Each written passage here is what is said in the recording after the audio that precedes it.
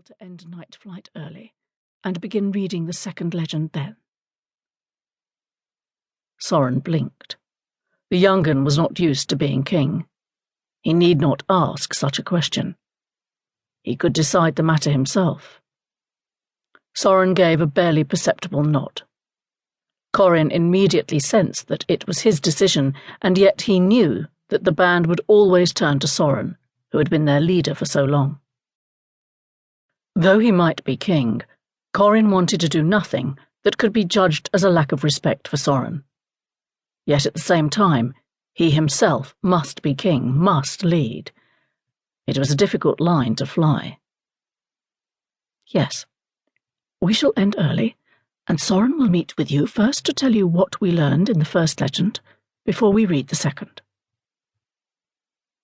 And so, just after midnight, the 6 owls gathered in the small, cramped, hidden chamber in the back of Ezelrib's Hollow, where 3 ancient books, secret books, of the legends of Hoole had been kept for countless years. Ezelrib only revealed their existence on his deathbed, when he had insisted that the new young king read them with his uncle Soren. They watched in silence, with quivering gizzards, as Soren brought forth the second book, a worn and dusty old tome. He blew the dust off the mouse-leather cover and wiped it with his wing. The once dim gold letters now seemed to gleam like ancient stars whose light finally has reached the earth. The Legends of Hoole. Beneath this, in smaller letters, were the words, "The Coming of Hoole." Soren opened the book, then looked up from the page.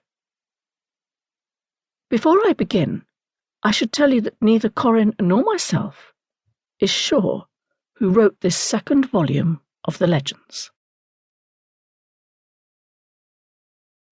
Chapter 1. The Tilt of Ice. In a distant ice-bound firthkin, far up the Firth of Fangs, as stars swirled in the longest night of the year, a lone spotted owl stood trembling on the frozen sea. She stood, with scimitar raised, prepared to fight to the death. The owl was Siv, queen of the Nirthgar. The ice scimitar was that of her dead mate, King Hrath. Facing her was Lord Arryn, her enemy. The ragged shadows of hagsfiends tore through the moon-blazed night above her.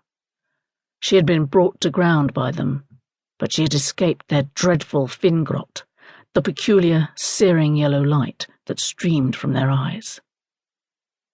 Over the vastness of time, and despite their primitive brains, these relic creatures had acquired strange powers, the powers of nachtmagen, a destructive evil magic. That Lord Arryn, a clan chieftain and one-time ally of King Hrath, had allied himself with these ghoulish birds was unthinkable. And yet it had happened.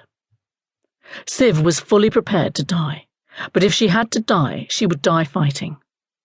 So, with one wing crippled from her previous encounter with hagsfiends, she stood in a pool of moonlight with the raised scimitar. Lame and exhausted, she was threatening Lord Arryn. "You can't be serious, milady," Lord Arryn said. "I am deadly serious. Stand back." "My dear." "No, my dears." "All right, milady. Save yourself and save your young'un. Join us. You can be my consort, my queen, the queen of nachtmagen."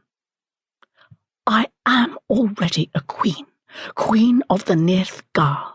I need no other court, no other kingdom."